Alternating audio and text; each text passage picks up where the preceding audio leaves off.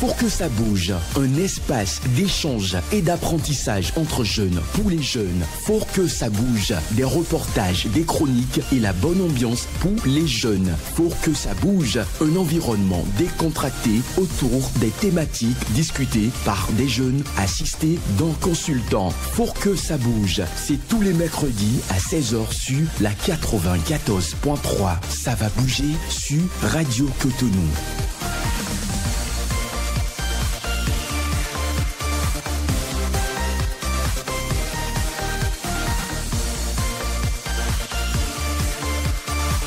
Bonsoir à toutes et à tous. Merci de nous rejoindre pour le compte de votre émission Faut que ça bouge de ce mercredi 13 septembre 2023. Cannabis, héroïne, cocaïne, alcool sont entre autres produits toxiques dont la consommation est très prisée par une frange de la couche juvénile. Le phénomène devient de plus en plus inquiétant quand le milieu scolaire ou universitaire s'offre comme des nids favorables à la consommation de ces stupéfiants. Cette pratique ne manque pas d'exposer ces acteurs à des risques ou conséquences très fâcheuses. Mais avant, qu'est-ce qui peut amener élèves ou étudiants à s'adonner à la consommation des stupéfiants dans leur milieu de formation? C'est à ces préoccupations que votre émission Faut que ça bouge de ce mercredi va tenter d'apporter des approches de solutions. C'est à travers le thème consommation des stupéfiants par les jeunes en milieu scolaire et universitaire, causes et conséquences. Consommation des stupéfiants par les jeunes en milieu scolaire et universitaire, causes et conséquences.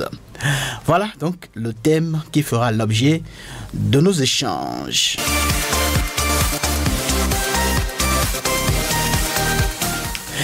Et pour en parler, toute l'équipe est déjà installée. Camélia Agassono, bonsoir. Bonsoir Samson. Êtes-vous prêt pour le compte de cette émission pour ce mercredi? Je suis prête. Vous êtes prête? Oui. Voilà. Alors, aujourd'hui, à la place de Kamacheke, c'est bien Marie Belfond Kovi. Bonsoir Marie Belfond. Bonsoir Samson. Est-ce que vous aussi vous êtes prête? Oui, je suis prête. Très bien. De l'autre côté, devant les 1000 boutons, c'est Patrice Bédia. C'est donc lui qui conduit techniquement cette émission. Et en face de nous, ici dans ce studio, pour les images, c'est bien Job Tikpe. Et devant ce micro, donc le micro principal de ce studio, c'est bien moi-même, Samson. Ok, merci de nous recevoir chez vous. Notre consultant, notre invité, j'allais dire plutôt notre consultante, parce qu'aujourd'hui c'est une femme. Notre coach, elle est là avec nous dans ce studio et comme vous le savez, vous allez la découvrir dans un instant, dans la suite de cette émission. Le suspense est donc gardé. Nous allons à présent aborder la première partie de cette émission. C'est bien un reportage. Alors, ce sera présenté par Marie Belfond Kovi, la transition.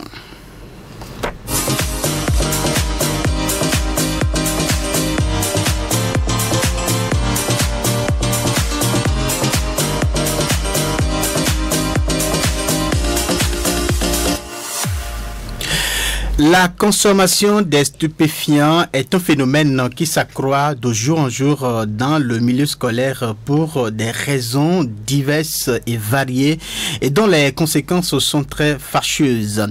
Nous allons suivre ce reportage que nous propose Marie Belfond pour mieux comprendre exactement de quoi il s'agit. L'adolescence correspond à la période du développement au cours de laquelle s'opère le passage de l'enfance à l'âge adulte. Durant ce passage, les jeunes peuvent développer plusieurs vices pouvant nuire à leur vie. Entre autres vices, la consommation des stupéfiants en milieu scolaire, un phénomène qui devient de plus en plus fréquent à Cotonou et dans bien d'autres communes. La consommation de stupéfiants en année scolaire est une mauvaise chose. Nous constatons ça dans certaines les écoles, surtout la mienne. On peut constater certains camarades prendre des stupéfiants comme vous dit, même parfois la cigarette qu'on en voit, qui prennent après les cours, soit quand ils veulent. L'apprenant qui se livre à la consommation de stupéfiants aura forcément des problèmes de concentration, ce qui va agir sur son rendement scolaire. Il n'aura pas une bonne psychologie, il aura une psychologie plutôt instable, ce qui serait pas bien. Claude Oboué-Kwasi, professeur de français, nous explique davantage ce phénomène en milieu scolaire. On entend par consommation des stupéfiants en milieu scolaire le fait que les apprenants se permettent de prendre des produits qui ne sont pas bons à leur âge, que ce soit l'alcool, la drogue ou bien d'autres produits. Ils agissent comme ça simplement parce que soit c'est le manque de confiance en soi ou une éducation mal faite à la maison. Les parents ne sont pas là pour bien se les suivre. Nous avons aussi la mauvaise camaraderie. Outre la place des écoles dans l'éducation des enfants, l'instituteur précise la part de responsabilité des parents dans la canalisation des jeunes. On ne peut pas dire que l'école a échoué et c'est pour ça les apprenants consomment. Non, l'école n'est pas là pour ça. L'école n'est pas là pour régler ce que les parents n'ont pas pu faire à la maison. L'école aussi a son rôle à jouer, puisque quand on prend la vie de l'enfant, il y a l'éducation de la maison, il y a celle de l'école. Cette déviance des apprenants en milieu scolaire engendre plusieurs conséquences, a confirmé l'enseignant qui a profité pour formuler quelques recommandations aux parents et tuteurs. En agissant ainsi, ils sont exposés à beaucoup de conséquences. Les maladies cardiovasculaires, le manque de concentration, l'échec scolaire et puis le banditisme sous l'effet de l'alcool ou de la drogue. Ils peuvent aller faire des choses. Quand on les chope, ils peuvent aller en prison. La première chose, c'est l'éducation. L'enfant bien éduqué ne peut pas se permettre de faire certaines choses. Je dirais certaines folies. Il faut vraiment un suivi. Il faut aussi la sensibilisation, leur montrer les conséquences de ces genres de comportement, leur permettre d'avoir confiance en eux, puis leur donner des objectifs. Il y a beaucoup d'enfants qui consomment ces produits parce qu'ils sont délaissés pour compte. Donc, la famille doit faire son travail, l'école doit jouer son rôle, la société aussi doit jouer son rôle. La consommation des stupéfiants en milieu scolaire nécessite l'intervention et l'implication de tous les acteurs afin d'endiguer ce fléau. Ainsi, les parents doivent-ils jouer un rôle primordial dans l'éducation de leurs enfants. Donc, ce reportage que vous venez de nous présenter, Marie Belfond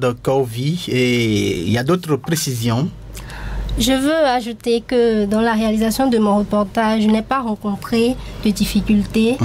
Tous ceux que j'ai interviewés ont répondu avec dévouement et comme nous le constatons, la consommation des stupéfiants en milieu scolaire n'est pas chose acceptée par tous. Alors, vous avez dit que la consommation donc des stupéfiants n'est pas chose acceptée par tous. Alors vous-même, quelle est votre posture personnelle quand on parle donc de la consommation de ces produits-là en milieu scolaire ou universitaire? Vous êtes aussi dites-nous quelle est votre posture?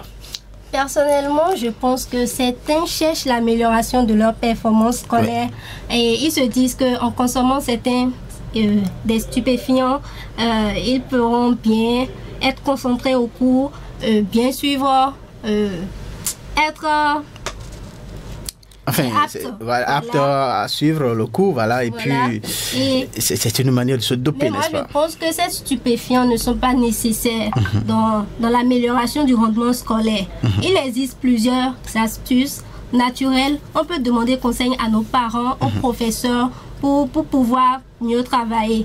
Donc, il faut même faire un bon calendrier scolaire afin de bien s'en sortir dans l'apprentissage des cours. Donc, il ne faut pas forcément prendre des stupéfiants et dire que c'est pour veiller, c'est pour bien apprendre mon cours que je dois prendre par exemple du café ou bien de vodka, les trucs comme ça pour...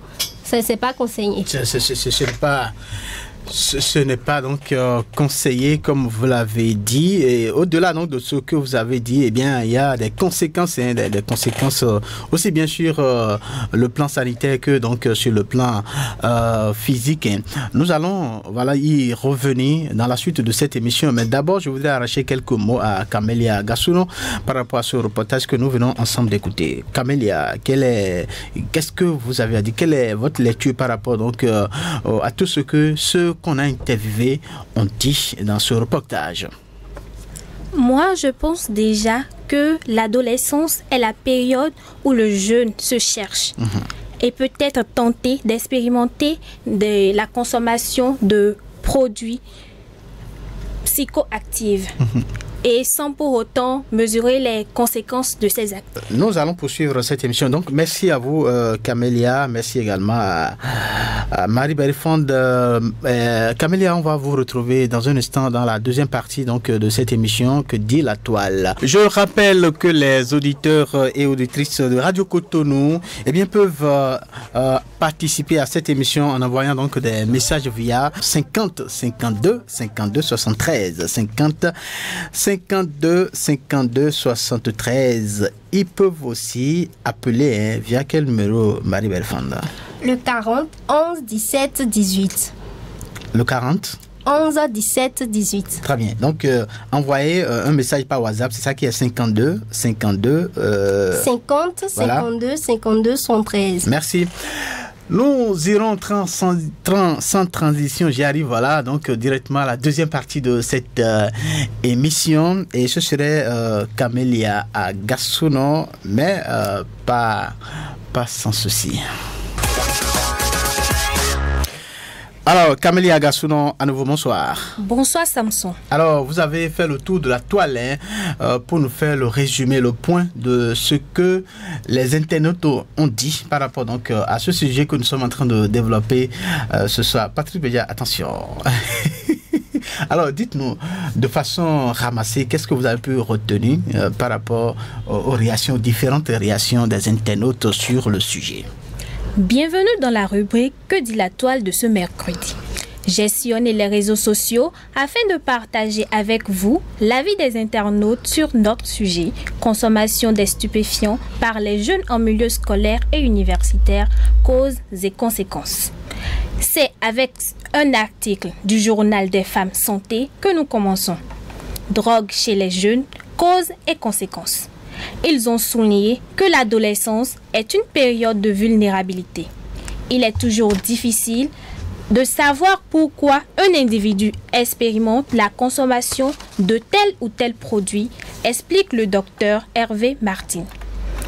Il n'y a pas une explication unique à cette expérimentation, mais parfois plusieurs qui s'additionnent ou se succèdent.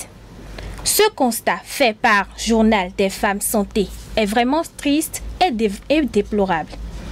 Nous enchaînons avec un article de Le Courrier sur drogue en milieu scolaire, un véritable fléau.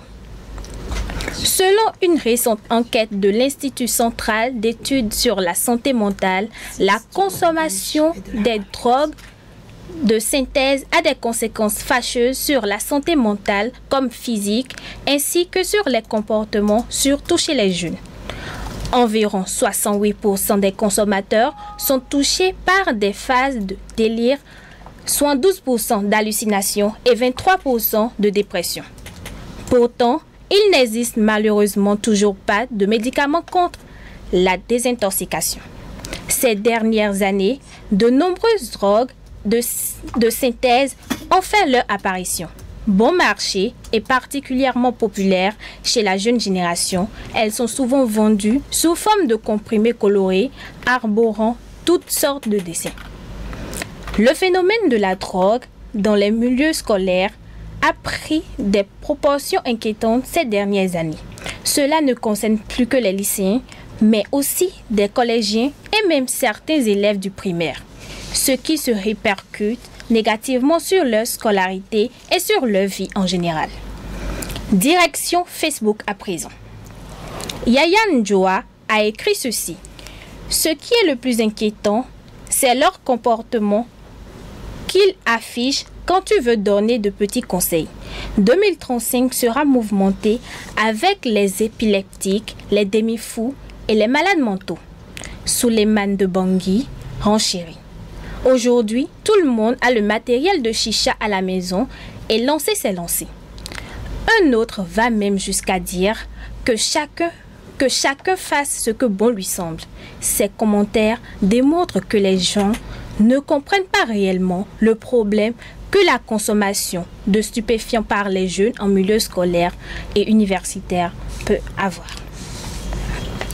Et voilà ce que j'ai pu recueillir pour vous. Camélia Agasuno, merci pour ce travail abattu. Alors, est-ce que des gens qui sont intervenus, enfin, disons que chacun a pu quand même donner son opinion. Vous-même, je voudrais savoir qu'est-ce que vous pensez des conséquences que ceux-là, les gens qui ont parlé, ont évoqué, ces conséquences-là. Qu'est-ce que vous en pensez?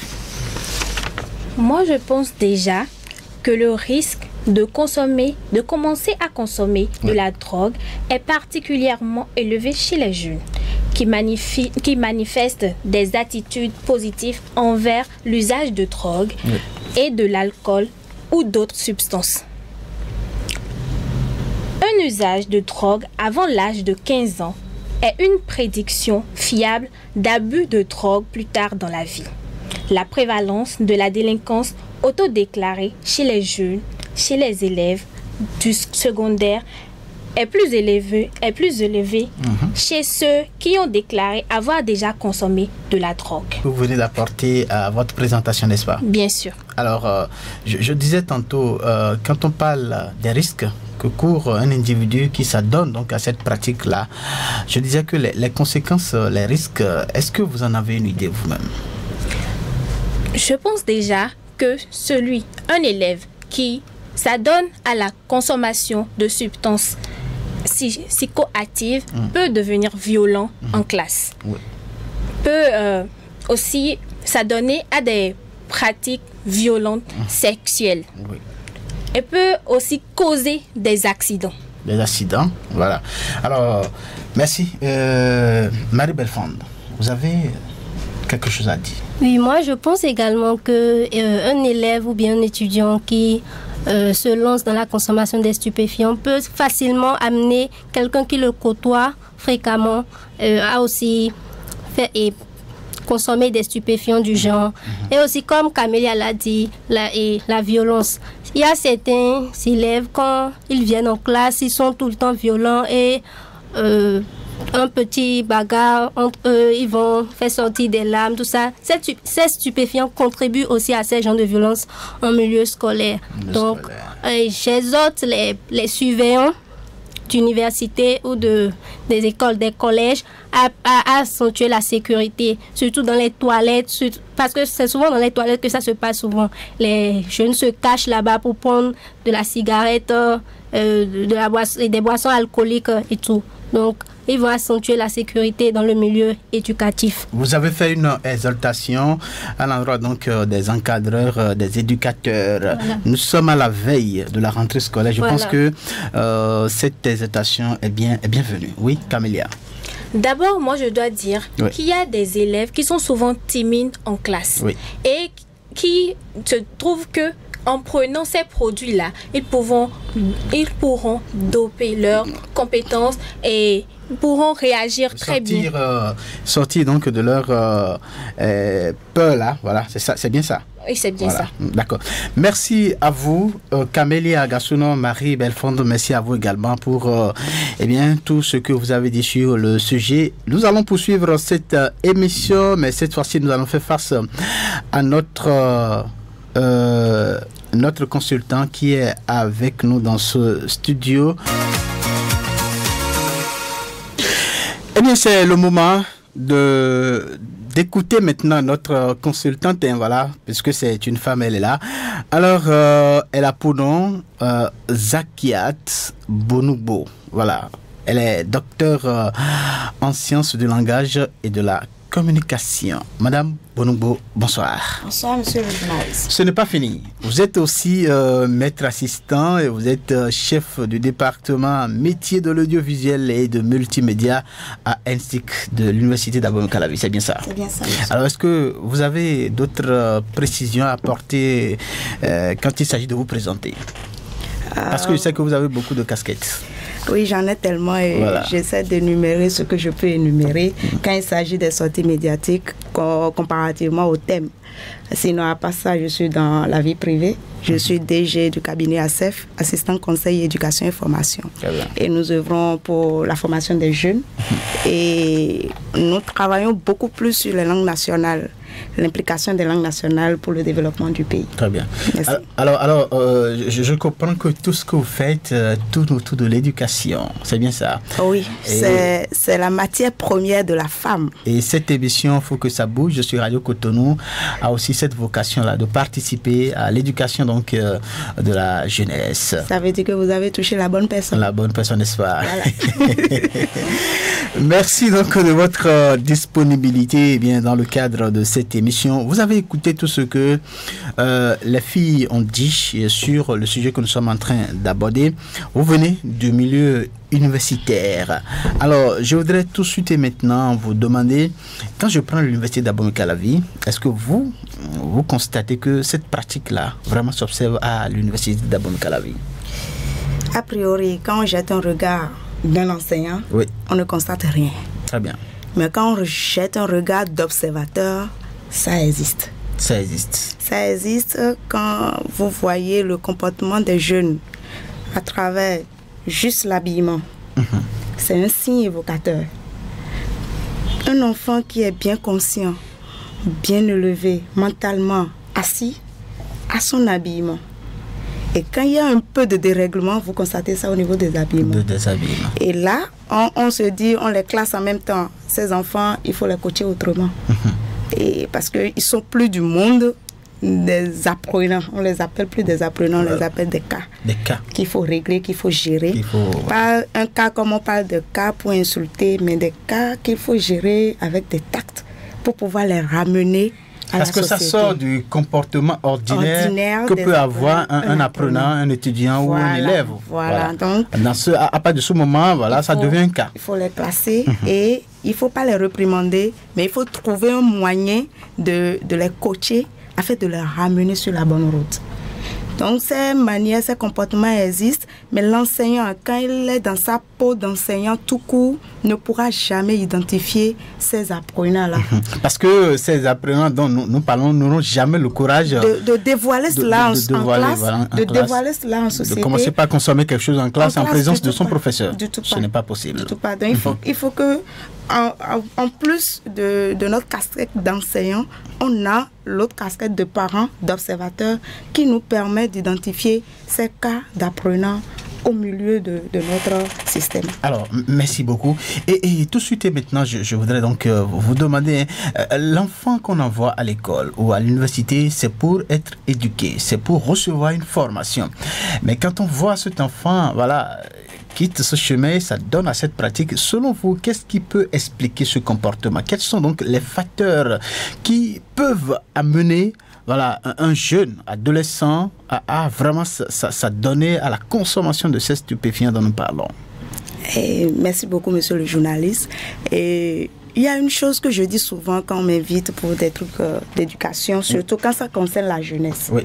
Je dis souvent, il faut faire la part des choses. L'éducation est différente de la scolarisation. L'éducation est différente de la scolarisation. Vous allez nous aider à faire alors la démarcation. L'éducation, c'est déjà à la maison. Ça commence de 0 à 6 ans. Très bien. Avec les parents. Avec les parents. Dans la cellule familiale. C'est là qu'il faut éduquer l'enfant. Et déjà, l'enfant sait ce qu'il peut faire avec les autres et ce qu'il ne peut pas faire. Déjà, à la maison, on prépare l'enfant à être avec la société, à combattre les événements négatifs de la société. Mais si on rate cette base, Déjà à l'école, le milieu scolaire. Oui. C'est ça on dit. C'est surtout de ça qu'il s'agit. Le milieu scolaire. Le milieu scolaire, le milieu universitaire. Le milieu scolaire, même si c'est université, c'est un milieu scolaire. Scolaire, voilà. On apprend toujours. Voilà. L'université, c'est pour dire, on n'est plus sur les bancs. On est déjà à un certain niveau. On peut travailler, le sens de responsabilité donc peut intervenir. Mais l'un ou l'autre, nous sommes dans la scolarisation. Vous avez raison. Ou bien. Du coup, le milieu scolaire reprend cet enfant-là pour lui donner les éléments nécessaires pour pouvoir être un homme ou une femme accomplie dans la société. Du coup, ces conséquences, ces événements, ces actes en milieu scolaire, il y a un pas à 80% qui est de rater de la dispersion ou bien la disparition de la famille. La famille n'existe plus. La famille a déserté les lieux. Donc, je comprends que alors la première le premier facteur que vous êtes en train d'évoquer, c'est l'irresponsabilité. La démission. La démission des parents, pas l'irresponsabilité. Parce que si je dis l'irresponsabilité, on va dire, mais quand même, on est responsable. Voilà. En sortant de nos maisons, on va travailler. Et c'est pour subvenir à leurs besoins. Et tout ce qu'on fait aujourd'hui, si je suis ici, c'est à cause des enfants.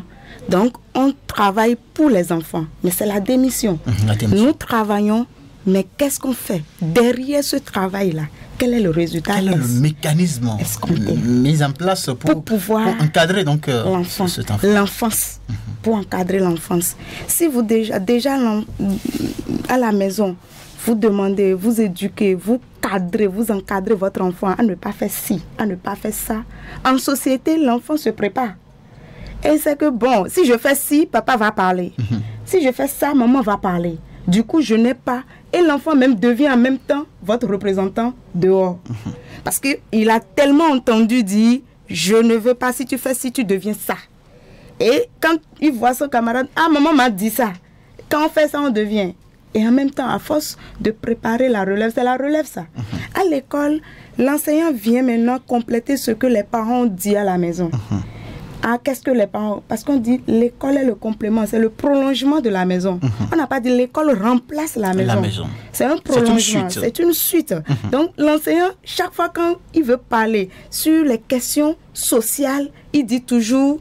Vous vous rappelez de ce que les parents ont dit à la maison, si je prends référence les enseignants de bas âge. C'est comme si, bon, voilà, donc l'éducation reçue à la maison est comme un sous-bassement. C'est le fondement, la fondation même de l'être humain. La base de l'être humain. Voilà. Et ça veut dire que si cette partie est ratée, il n'y a plus rien. C'est foutu pour l'individu. Bon, je ne vais pas dire il n'y a plus rien. On peut quelque chose. Récupérer. On peut récupérer. Mais c'est difficile. Difficile n'est pas impossible. Pas du tout. Donc on peut récupérer, mais il ne faut pas arriver là pour dire il faut rater pour récupérer. Parce que celui qui a bu, il y a une expression qui dit qui a bu, boira. Voilà. Celui qui a déjà commencé, il y a une ratée, la personne a tendance à revenir sur ses pas. Du coup, nous allons travailler. Il faut que les parents travaillent à ça. Nous allons travailler pour avoir de l'argent pour les enfants, mais nous devons tout faire pour implémenter la bonne conduite à ces enfants-là. Le montrer. Et la deuxième chose, c'est encore les parents. Les parents. Toujours les parents. Toujours les parents. Si un soir... Parce que j'ai eu une crise de nerfs au bureau et après mon émission ou bien après mes activités, je suis fatiguée.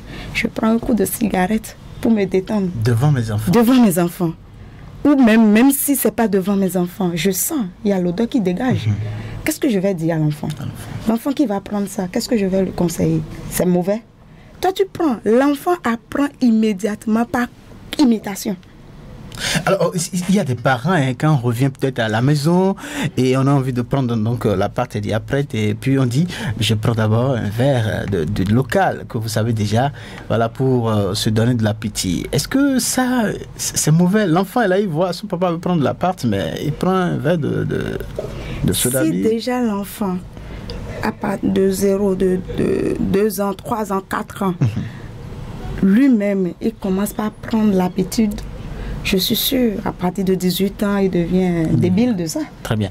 Alors, nous allons partie donc des parents pour remonter à l'université, puisqu'il s'agit donc du milieu scolaire. Alors, vous avez dit le premier facteur, c'est la démission des parents. Oui. Alors, quand on vient dans le cadre universitaire ou voilà, scolaire, comme vous l'avez dit, quels sont les facteurs là qui favorisent, qui exposent, qui amènent cet enfant vraiment, puisqu'il peut ne pas apprendre tout ça à la maison et venir découvrir voilà, cette pratique-là à l'université, donc pas un mimétisme ou voilà, le suivisme, la camaraderie. La mauvaise compagnie, il peut tout de suite donc se lancer dans ça. Oui. Voilà. Pas tout de suite. Avant qu'il ne se lance, c'est pour ça que je reviens toujours à la maison. À la maison. Avant qu'il ne se lance, c'est la maison qui a favorisé. Parce que l'école est là, on a les enfants qui consomment ça, par exemple. Tous les étudiants, il y a les étudiants syndicalistes à l'université. Est-ce que tous les étudiants sont syndicalistes? Il y a des briseurs, il y a des casseurs, des locaux. Est-ce que tous les étudiants cassent? Parce que déjà à la maison, on apprend à l'enfant qu'on ne gâte pas ce qu'on a construit. On apprend à la maison ce que c'est pas parce que tel a fait que l'autre peut faire. Donc, si on revient à l'école, on dit parce que la mauvaise compagnie, d'accord. C'est pour ça que je dis les parents d'abord. Je vois mon enfant accompagné d'un étudiant ou bien d'un élève, d'un camarade de classe, et je vois que son aspect n'imprime pas ce que j'ai enseigné à mon enfant. J'ai inculqué à mon enfant comme éducation. Je l'appelle, je dis, mais mon garçon ou bien ma fille, lui là, tu l'as trouvé où? Ses parents font quoi? Je peux aller jusqu'à rencontrer les parents de cet ami-là pour demander qu'est-ce que vous faites dans la vie. J'ai constaté telle chose par rapport à votre enfant. Je crois que il n'y a pas une compatibilité entre votre enfant et mon enfant. Mais il va falloir qu'on trouve un consensus. Mais quand un parent qui va jusqu'à dire cela à un autre parent, est-ce que les autres ne penseront pas qu'il vient nous donner de leçons? Non, mais lui-même, ces parents-là, eux-mêmes, ils savent que déjà dans leur maison, ça ne va pas. Et nous, on ne va pas dire parce que c'est ça, il faut rompre l'amitié. Mais il faut trouver de consensus. Parce que moi, je ne vais pas laisser mon enfant aller sur ce terrain-là. D'accord. Et là, il faut trouver les moyens pour ramener cet enfant-là sur mon terrain. Parce que c'est le terrain de la droiture. Alors je voudrais donc savoir pourquoi alors le milieu scolaire là, devient un endroit où on est plus favorable à cette pratique. C'est parce que même si l'enfant avait cette tendance-là à prendre les stupéfiants dont nous parlons là, mais n'a pas le courage de le faire à la maison. Mais il vient à l'université ou à l'école, il pense que là c'est favorable. Pourquoi ce milieu-là qui devrait quand même mettre des gaffes par rapport à ça, l'enfant trouve que c'est favorable et puis là il peut s'adonner à la consommation de ces produits-là. Vraiment, les choses ont changé. L'école que peut-être vous et moi avons faite n'est plus l'école d'aujourd'hui. Avant, quand tu vas à l'école et tu commets une erreur, tous les enseignants te réprimandent. Ouais. Mais aujourd'hui, je ne sais pas que je fais la promotion de châtiment corporel, mais il existe des punitions. L'enfant n'est plus puni. L'enfant n'a plus peur. L'enseignant n'est plus un idéal. Il n'y a plus une image. Et c'est pour ça, peut-être, aujourd'hui, il y a tellement d'associations. Nous avons mis sur pied une association pour vraiment cadrer la jeunesse. Association des femmes enseignantes. Parce qu'on se dit, ce sont les femmes qui éduquent. Alors, il y a tellement d'enseignantes. Et là, les femmes se sont réunies pour dire, alors, on n'a qu'à régler cette histoire-là. Parce que les enfants, les gens qu'on sorte de nos écoles, ce sont les présidents de demain, les ministres de demain, les députés et autres. Mais ils ont tous pris par là. En prenant la drogue, en prenant de l'alcool, en prenant ces produits. Parce qu'on dit les remontants. Ces remontants-là. Nous, on a étudié jusqu'à avoir le doctorat. Je n'ai pas pris de remontants. Je sais pourtant, vous êtes quand même... Même si on est jeune avec Atou et on a notre diplôme très jeune. Ouais. On n'a pas pris de remontant. Il y a des choses que nos parents nous faisaient. On nous donnait de miel pour pouvoir nous aider dans la fatigue. On nous faisait de jus de citron. Et on prenait ça. Mais jus de citron n'a pas d'effet négatif sur la santé psychique. Mais en prenant Vodi, par exemple, qui a près de 18% d'alcool, et on dit quand je prends ça, j'ai la force, j'ai l'énergie de travailler. Vous n'avez pas d'énergie. vous vous tuez, vous ne travaillez pas. Progressivement. C'est un robot. En ce moment, vous devenez un robot. Et vous apprenez circonstanciellement. Très bien. Alors, nous allons à présent parler des conséquences. Voilà, parce que ces conséquences, elles sont d'ordre sanitaire, d'ordre physique. Et... Alors, tout de suite, on parle de quelle partie donc, de ces conséquences-là? Des deux. Oui, allons-y. Je parle de conséquences psychiques surtout. Je me dis, c'est un paradoxe quand on dit je veux prendre un produit pour pouvoir étudier. Tu es né naturel. Tu as quand même des facultés. Tu as un mental bien assis. Voilà, jusqu'à si déjà tu as pu avoir le CEP, le premier diplôme d'un apprenant. Tu as pu avoir le BPC, deuxième diplôme, jusqu'à l'université. Ça veut dire que tu es normalement bien conçu. Maintenant, pourquoi prendre quelque chose pour dire je veux compléter? Et c'est dommage qu'on constate ça dans le primaire. C'est au niveau à partir. Déjà, au primaire, ça se constate. On constate déjà dans les classes de CM2 où il y a des enfants, et peut-être que c'est la dépendance, l'insuffisance d'amour parental, parce que papa est là mais il n'est pas là, maman est là, elle n'est pas là, on se trouve un amour ailleurs. Et l'amour ailleurs, c'est la cigarette par exemple. Et quand c'est comme ça, l'enfant n'est plus préparé. Si son avenir c'est d'aller plus loin que la licence, déjà BPC, ça prend un coup. Ça se bloque. Le moteur est bloqué. C'est comme notre moteur, les moteurs de nos véhicules. Vous ne faites pas de vidange et vous conduisez, il y a toujours l'huile qui se carbonise. À un moment donné, ça se bloque. C'est la même chose. En consommant ces produits, à un moment donné, les nerfs reçoivent un coup. Et au lieu de fonctionner, ça ne fonctionne plus. Ça tourne sur l'enregistrement ancien et c'est ça que ça donne. Et on commence par enregistrer des échecs. Et après on dit, on a perdu l'enfant là. Mais on n'a pas perdu l'enfant. Peut-être on avait raté la base. C'est un peu ça. À part ça, il y a à la longue, à l'âge adulte, on commence par accuser les grandes dames, les vieilles sorcières les vieilles mamans de nos villages qu'elles sont sorcières. Alors que ce sont les conséquences de nos actes quand on était jeunes. La procréation. Qui nous rattrape. Qui reçoit un grand coup. Si c'est du côté de l'homme, au niveau de spermogramme, vous n'avez plus de spermatozoïdes. Vous allez faire l'amour du matin au soir, mais vous ne donnez pas de l'enfant. La femme a déjà carbonisé ses œufs et elle reçoit tout, elle devient sac à vide. Très bien. Et à la fin, on dit, c'est ma tante qui est au village, c'est ma grand-mère qui est au village, alors que les bonnes dames n'ont même pas pensé à vous. Et c'est un peu désolant. Et mis à part cela, sur le plan sociétal, vous ne pouvez rien faire. Les déprimés mentaux des déprimés mentaux nous avons dans voyez, la circulation, nous voyons des très jeunes, des jeunes, voilà.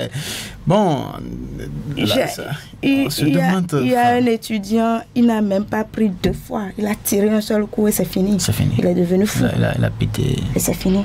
Il est parti comme ça. Wow. Du coup, il y a tellement de conséquences qu'on ne peut les énumérer. Elles sont multiples et variées. Selon l'organisme de chacun. Alors, les filles ont des préoccupations pour vous. Voilà. Je suis là. Moi, si je vous ai bien suivi, l'école d'avant n'est plus comme l'école d'aujourd'hui. Et l'éducation qu'on reçoit dans le milieu éducatif est différente de l'éducation qu'on reçoit à la maison. Donc, du coup, quand l'éducation reçue à la maison est ratée, j'aimerais savoir quels sont les moyens que le système éducatif peut utiliser pour lutter de manière efficace contre la prise des stupéfiants en milieu scolaire. Très bien. Vous avez compris sa préoccupation. Oui, je comprends bien comment l'école peut venir à la garde de la famille. Oui. Quand la famille a déserté les lieux. Ce qu'on peut dire, en quelque sorte, c'est ça. Oui. Ce qu'on peut dire. Nous dirons que c'est relatif. Voilà. Allons-y. Ce qu'on peut dire. Oui. Avant, l'école avait le plein pouvoir. Il y a toujours une image qui me revient à l'esprit quand on me parle d'éducation, quand on me parle d'école. Je me rappelais, ma tante m'avait amené à l'école un jour pour demander à ma maîtresse de me frapper. Parce que je n'apprends pas à la maison. Très bien. Mais je suis toujours 3e de la classe. Et la maîtresse dit, je ne peux pas la frapper. Elle apprend toujours, elle récite toujours ses leçons. Et c'est de là, elle a demandé, comment tu apprends? Je dis, comme la maîtresse écrit, moi j'apprends déjà. Okay. Vous voyez? C'était ça l'école. Il y avait une complémentarité. Maintenant, si l'école ne sait pas le comportement de l'enfant après l'école, les enseignants ne pourront pas réellement réagir. Et avec les réformes que nous avons dans nos systèmes éducatifs, avant on parlait de système éducatif, mais dans nos systèmes éducatifs, je vais parler de primaire, je vais parler de maternelle, secondaire, supérieur, ça ne donne plus le plein pouvoir à l'enseignant d'agir de ses pleins droits. C'est pour ça le recours, les syndicats, les associations et autres se regroupent maintenant pour accompagner les parents sur ce terrain. C'est vrai, on ne les voit pas sur le terrain. Donc, avec des séances de sensibilisation, des formations, d'appeler les femmes à dire, venez ceci, faites cela. Et aujourd'hui, les femmes enseignantes, on n'implique plus les hommes comme ça, mais on donne de doubles travaux plutôt à une enseignante, parce qu'on se dit, au-delà d'être enseignante, elle est mère. Est-ce qu'elle va laisser son enfant à la déperdition? Alors, je peux comprendre à travers tout ce que vous venez d'expliquer que ce plein pouvoir que les enseignants ou les instituteurs avaient avant, donc, n'est plus le cas aujourd'hui. Est-ce que vous ne voyez pas que c'est cela qui constitue un facteur qui vraiment favorisait cette pratique-là? Puisque, bon, il n'y a plus de gendarmes dans cette... Avant, l'enseignant était parent et enseignant. Aujourd'hui, on n'est que enseignant. On te dit de donner les informations, de former l'enfant par rapport à ton programme, à ce que tu as comme contenu à donner. Mais tu ne vas pas former l'enfant à la vie sociétale. Il y a une question de responsabilité de l'État là. Il y a une question de responsabilité de l'État. Oui. Et peut-être que chacun de nous, l'État même, n'avait pas perçu l'envergure de la question. Et on a essayé de boycotter un peu la chose. Focaliser toute l'attention sur l'enseignement, la formation intellectuelle. Mais la vie d'un individu n'est pas que ça. C'est une dimension qui a plusieurs dimensions. Un être humain, c'est pas que l'intellect, mais il y a la culture, il y a l'éducation même. Et après, la connaissance fondamentale que nous avons. Très bien. Camélia, vous avez une question? D'abord, nous constatons qu'avec le développement du numérique, les élèves, les apprenants sont beaucoup plus devant les écrans. Comment la publicité et les médias peuvent contribuer à normaliser la consommation de substances chez les jeunes? Merci beaucoup pour votre question qui est d'ailleurs très pertinente avec l'aspect de numérique. Aujourd'hui, on ne peut plus rien contrôler. Quand on va sur le terrain du numérique, la télé envoie les images qu'elle souhaite juste parce qu'elle a eu un peu de pognon pour la publicité, pour faire tourner la maison. Et la radio aussi chacun essaie de voir comment il faut gérer sa station et pour pouvoir s'en sortir. Et le travail est d'abord individuel avant d'être collégial et national. Et avec le numérique, je suis heureuse, il y a déjà un ministère qui gère l'affaire, le ministère du numérique qui est là. Mais c'est pas encore ça le problème. On ne peut pas cadrer le numérique. Papa a son téléphone, il dépose là. Peut-être on a déjà envoyé la photo de quelqu'un qui a bu quelque chose qui est devenu fort. L'enfant de 2 ans a vu ça, je veux être fort comme lui. Et c'est l'imitation, ça. Et déjà, à la télé, les dessins animés aujourd'hui, quand vous voyez que les enfants suivent, ne sont plus les dessins animés d'avant où c'est un peu caricaturé, on voit que c'est ABC ou autre, on veut être Superman, on dit Power Rangers, et vous voyez des choses. Et on ne sait pas ce qui est derrière cette idée de Power Rangers. Et on veut suivre ça à coûte que coûte. Maintenant, pour être fort, moi, je n'ai pas l'énergie de Power Rangers. Et quelqu'un me propose un peu de soda. Je prends ça pour être Power Rangers. Parce que j'ai envie d'être fort. Power Rangers. Vous voyez, donc, ça, le numérique, nous allons inviter les hommes de médias. Vous et nous allons travailler pour ça. Il faut que Mais nous y sommes déjà. La sensibilisation. Vous voyez, la Radio Cotonou, au-delà, déjà dans l'action. Radio Cotonou, ça fait déjà c'est des milliers de jeunes qui nous écoutent actuellement. Et je crois que donc, c'est notre manière alors de sensibiliser les jeunes, de participer à cette formation, à cette éducation-là. Et donc, Radio Cotonou est déjà sur le chemin. Et c'est déjà un grand pas. Merci. Et je félicite déjà Radio Cotonou pour cet exercice-là.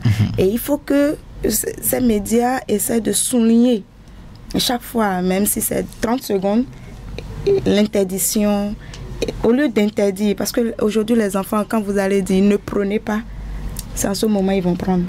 Voilà. Donc, découvrir pourquoi on dit de ne pas prendre. Mais au lieu de dire ne prenez pas, il faut expliquer les conséquences, ce qui en découle quand vous allez prendre. Bien. Et là, eux-mêmes, ils vont décider. Alors, il y a un message qui s'affiche sur l'écran là. Et donc, nous allons dire à Marie-Bertrand, c'est ça? Oui. De lire rapidement le message. Bonjour. Déjà dans la vie active, j'étais à un examen CAP de ma profession. Le garçon aurait environ 15 ans à 17 ans. À la composition du matin, ce garçon écrit sur la feuille de composition « Ne dérangez pas s'il vous plaît » et reste tête baisse tout au long de cette matière. À la pause, j'étais allé faire pipi dans un coin. À sa surprise et à la mienne aussi, il baissa les bras et derrière parce qu'il ne s'attendait pas à voir quelqu'un. C'était de la drogue qu'il fumait. J'étais absourdie. Je ne m'en étais pas revenue. Jusqu'aujourd'hui, je m'en interroge chaque fois que je me rappelle de la chose. Israël Fiogbi.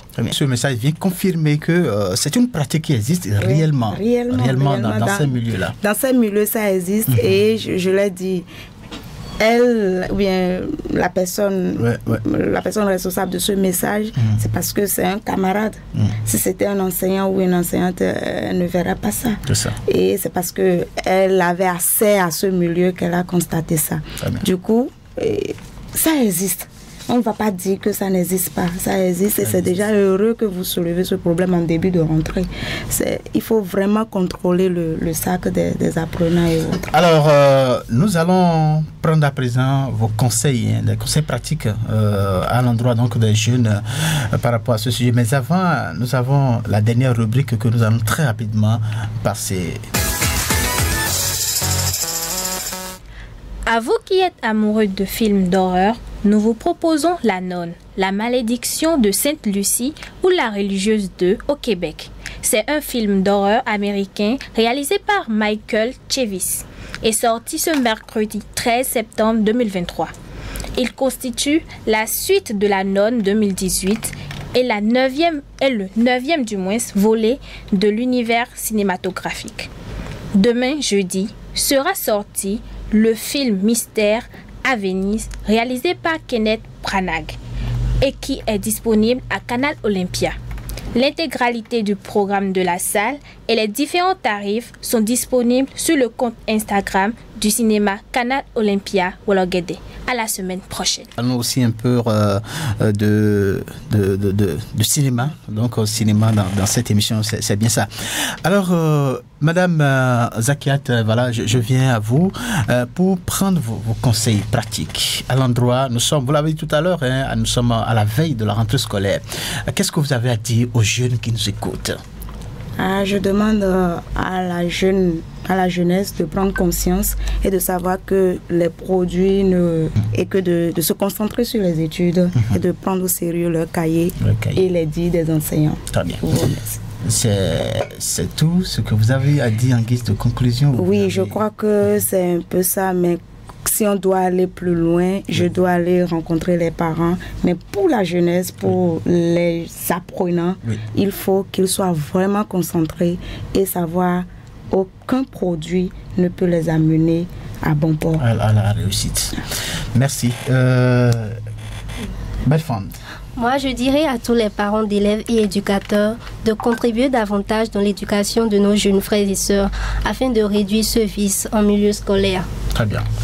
Alors, Camélia Gassono, nous sommes à la veille de la rentrée scolaire. Vous avez quoi comme conseil pour conclure cette émission? À nos chers auditeurs, j'aimerais dire ceci. Fumer est la plus grande erreur que tu puisses faire. Ne laisse pas une petite cigarette détruire ta vie. Aussi, le tabac est un voleur silencieux qui te prend ta santé et ta liberté. Prends soin de toi, mon ami.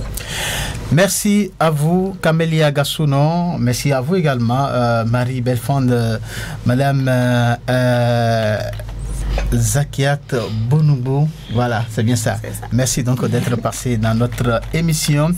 Nous sommes à la fin donc de nos échanges. C'était sur le thème consommation du stupéfiant par les jeunes en milieu scolaire et universitaire. Retenons tout simplement que la consommation de tabac chez les jeunes a des conséquences graves sur leur santé physique et mentale. Les causes de cette consommation peuvent être multiples, comme l'influence des pairs ou le besoin de se rebeller. Il est important donc de sensibiliser les jeunes aux dangers du tabac et de leur offrir des alternatives saines pour préserver leur bien-être. En conclusion, il est crucial de prendre des mesures pour prévenir et réduire la consommation de tabac chez les jeunes afin de garantir un avenir plus sain pour eux. C'était donc en compagnie de Marie Belfond, Camélia Gassounon, et nous avons reçu Madame Zakiat Bonoubou, c'est bien ça. Alors les filles, on dit quoi? À mercredi prochain. Merci.